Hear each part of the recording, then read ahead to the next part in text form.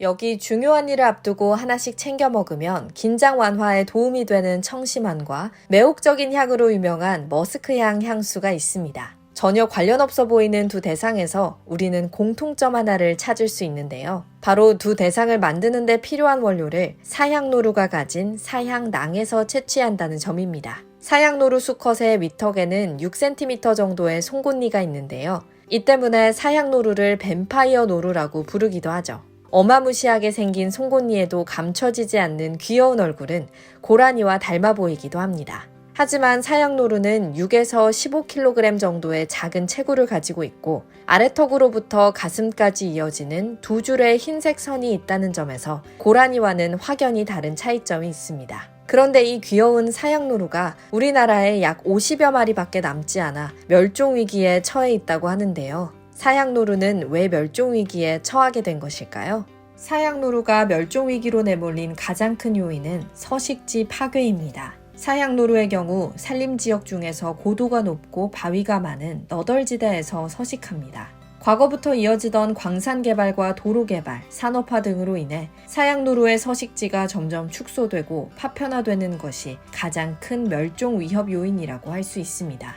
또 하나의 주된 멸종 요인은 사향에 대한 수요와 잘못된 보신 문화로부터 비롯된 밀렵입니다. 사향노루 수컷의 복부에는 사향낭이라는 주머니가 하나 있는데요. 사향은 향수 소재로도 매우 좋고 약재로서의 효능도 뛰어나다고 알려져 왔죠. 톰포드, 딥티크, 르라보 등 유명 향수 브랜드에서도 인기 제품인 머스크향 향수를 만드는 주요한 천연 원료가 사향인데요. 머스크라는 향의 이름 또한 사향노루의 영문 이름인 머스크디어에서 따온 것이죠. 사향은 청심환, 공진단 등의 한약재를 만드는 데에도 사용되었습니다. 긴장 완화와 정력 회복 등에 아주 좋다고 알려져 왔는데요. 이와 같은 사향의 효능을 노린 인간의 과도한 욕심 때문에 밀렵이 성행했고 그 결과 사향노루가 심각한 멸종위기에 처하게 된 것이라고 할 수 있습니다. 1979년부터 1985년 사이에 한국에서 일본으로 밀반입된 사향이 154kg인데 수컷 사향노루 한 마리의 사향에서 채취할 수 있는 사향이 약 25g 정도이니 이 양은 사향노루 약 5,000마리분에 해당합니다. 사향노루의 멸종은 인간과 결코 무관하지 않습니다. 하나의 종의 멸종은 거기서 끝나는 것이 아니라 다른 종의 멸종을 불러오고 이는 결국 인간 종의 존속과도 연결됩니다.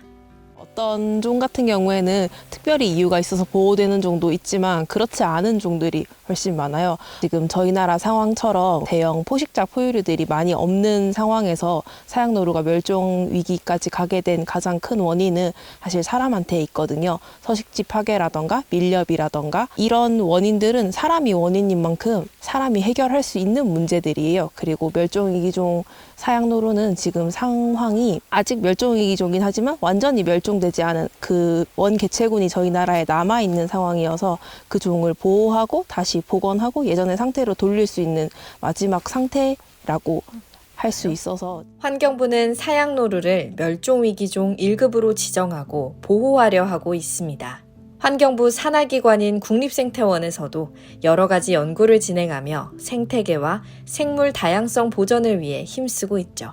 환경부에서는 멸종위기종 보전과 증식을 위해서 멸종위기종 종별로 종별 종합계획을 세우는 사업을 하고 있어요. 사향노루는 전년도 2022년도에 대상종으로 선정이 돼서 지금 저희 국립생태원과 환경부가 멸종위기종 종별 보전 계획을 지금 수립한 상태고 종별 계획이 총 23년도부터 27년도까지 5년 차로 진행이 됩니다. 연차별 계획에 따라서 지금 보전 계획과 조사가 수행될 예정이고 저희 생태원에서도 올해는 사향노루 서식지 그리고 먹이원에 대한 연구를 조금 더 진행을 해볼 예정입니다. 전년도에 사향노루 서식지에 대해서 사전 조사를 지금 수행을 했고 올해 기존에 발굴된 서식지와 신규 서식지 발굴하는 사업들을 계속 진행을 할 거고 분변을 이용해서 사향노루 개체군에 훼손하지 않는 그런 방법으로 먹이원을 찾고 그리고 개체군 밀도나 개체 수를 파악할 수 있는 방법을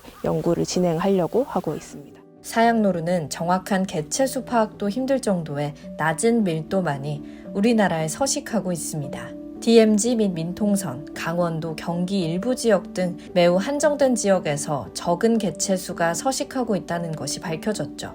때문에 전문가와 시민 차원 모두에서 사양노루를 보호하기 위한 노력이 필요합니다.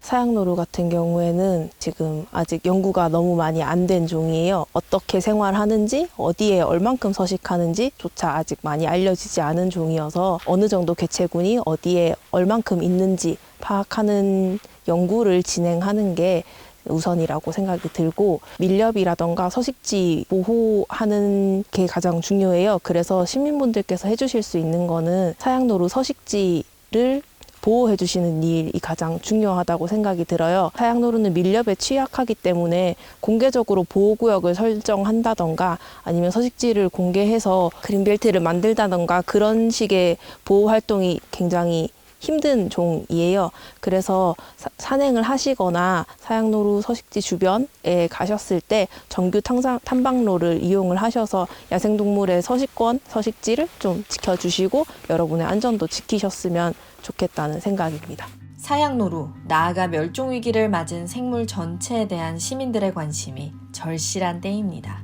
우리가 살아가고 있는 생태계는 각자 도생이 아니라 공존 동생의 원칙을 가지고 있음을 다시금 깨닫고 이를 회복하기 위해 노력해야 합니다.